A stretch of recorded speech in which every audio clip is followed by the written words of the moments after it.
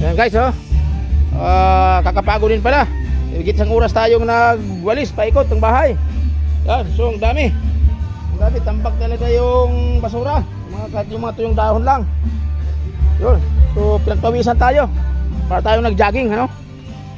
Dami kasi ng ano, tambak na yung bundok na yung mga tuyong dahon. Saka medyo malawak din itong bakuran namin, oh. Tingnan nyo. So kahit sa kapitbahay na, walisan natin para lahat malinis.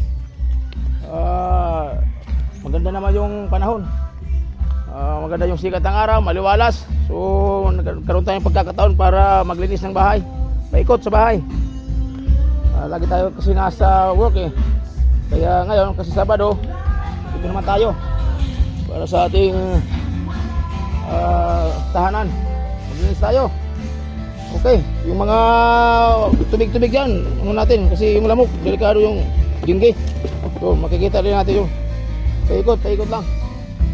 Okay. So, sige guys. Kapagod din.